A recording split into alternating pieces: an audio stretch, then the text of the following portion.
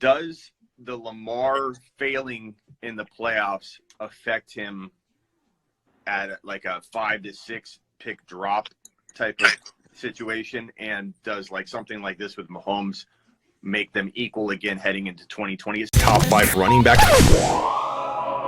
You're watching the Fantasy Football Show. What's up, man? Hey, what's going on? Catching the game? Yeah, I am. And it's Mahomes is so good, dude. And it's going to be so interesting. I want to get your take. It's good you jumped on. I want to get your take.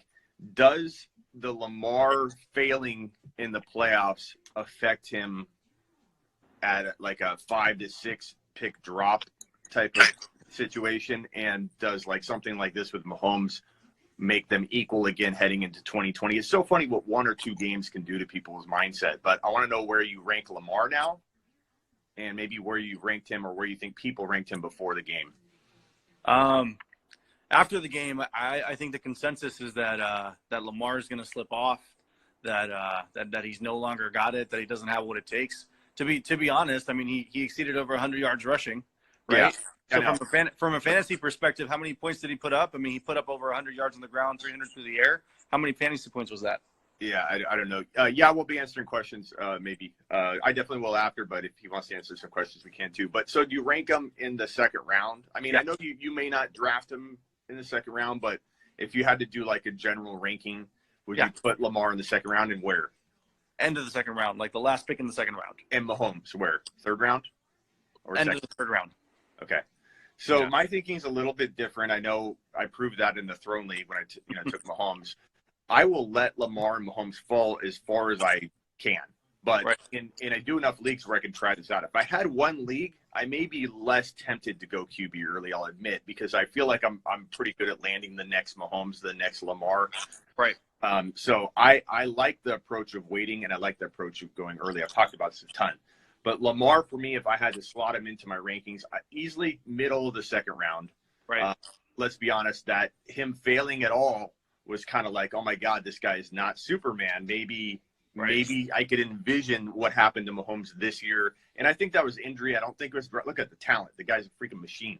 If he didn't get hurt, I think he would be doing what he's doing right now in this game. Dislocating your kneecap is a pretty big deal. So it took him some time to get back. I think Mahomes is probably the safer grab in 2020 because you're getting him about 5 to 12 picks later. Right. So if they're going to be almost the same, if you could argue one over the other, why not wait until the third? So I'm using the same mentality as a person that says I want to wait on a QB. I'm using it within the 2 QBs, you know? Yeah. I'm with it, man. I think Pat Mahomes overall is going to be someone that people are going to fall on. I mean, I'm saying 4th round, but I'm hearing people that they're projecting him in the 5th and the 6th round. I mean, I'm taking him there if case, you know what I mean? What I love though is that you get people who are like, dude, Lamar's in the 1st round, bro. And then you get people who are like, I wouldn't take a Lamar until the 4th round. It's like, how the hell is there such a difference between those two types of thinking? You know, like it is extreme. I think Kyler Murray is going to be this year's kind of breakout, man. You'll be able to get him in the 7th. Yeah, exactly, dude. Kyler Murray's the guy. I'm trying to. Maybe we're both driving separate trains on that one, and I didn't know you were driving it, but or conducting it rather. But Kyler Murray. There is no quarterback in this 2020 player pool that has the potential to be Lamar or Mahomes more than Kyler Murray, and I think we both liked him a lot this last. I mean, people are funny. They're like, he's too short. He was inconsistent. He was a rookie. Right. And number 2, he looked fantastic for a rookie. He was the 6th best quarterback in fantasy football. He outproduced Pat Mahomes and Aaron Rodgers in his first year. I know. Terrible offensive line. So I mean, why does he get tagged as like inconsistent or too short? He's already proven he's not too short. He proved it already. Like there's no debate anymore about whether he's too short. He's in it. He's in it. That's right. And Smitty, before we take off, your question on Derrick Henry before I came on, what was it? Oh, yeah. Sorry. I get procrastinated pretty easily. I have a lot of people say, like, what's he hopped up on sometimes? I get amped on my lives. Nothing. I'm on Coca-Cola.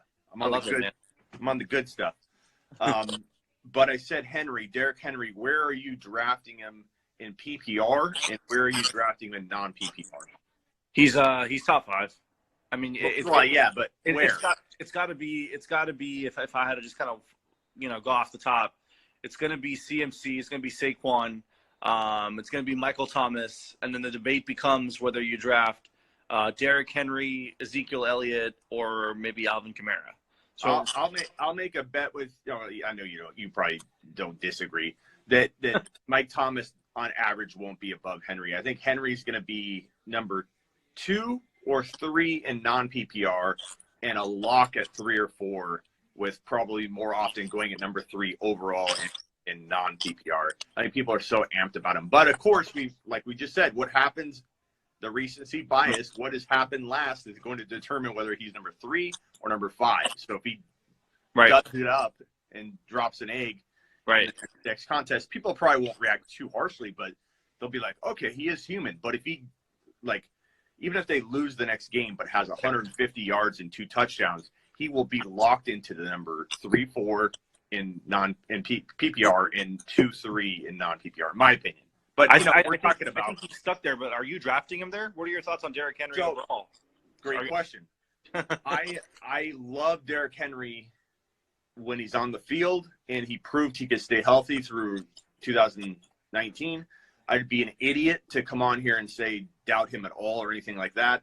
But he would be. I will tell you, I'll draft him in the top. I'd draft him at number 4 or 5. I definitely would take CMC and Barkley, point per reception, non-PPR. That's my 1 and my 2. Right. PPR, non-PPR. I'm not gambling a little bit with Henry when I can get Barkley, and I believe Barkley is the best physical specimen in the league. I think I go Zeke. I go Cook. I go Cook. I go Cook or Zeke. I think in PPR. I think Henry falls to my 4 or 5 in PPR. In non-PPR, I toy with him at 4 or 5, but I'm going to say this.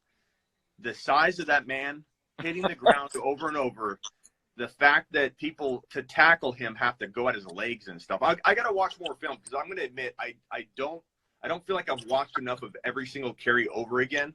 Right. Just watching different games. I'm not absorbing what I need to. In the offseason, I tackle things a little differently. So I'm going to watch pretty much every carry. And I'm going to come back and correct myself if I'm wrong.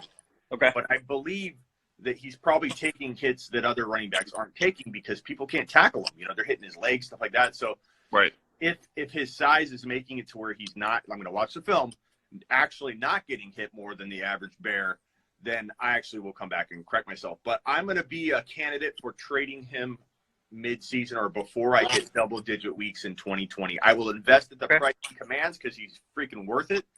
But I will look to trade him high and only high in double-digit weeks. Worried about him missing week 16.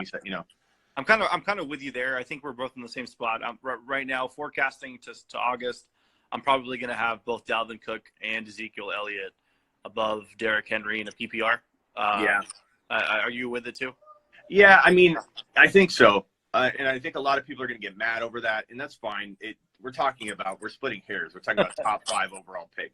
It's pretty hard to say somebody's off base. I've got Henry number 5. Of course, right? Nobody had Henry in the top 3 or 4. Before I take off, because the game's back on. Yeah. Travis Kelce. I mean, the proof is in the pudding. 4 straight number 1 finishes at the tight end position. The guy's been absolute stud. Is he a top 15 pick for you next year? In my rankings, I put him there. He deserves it value-wise on paper. My rankings don't always mirror what I'll do in a draft. Right. And because I feel like it's really hard to build with a tight end early, a lot of the argument people have for going QB early, it's the same, just kind of shift over. I always feel like when I walk out of a draft taking a tight end early, I'm not really happy with the build of my team. Top 5 running back. You're watching the Fantasy Football Show.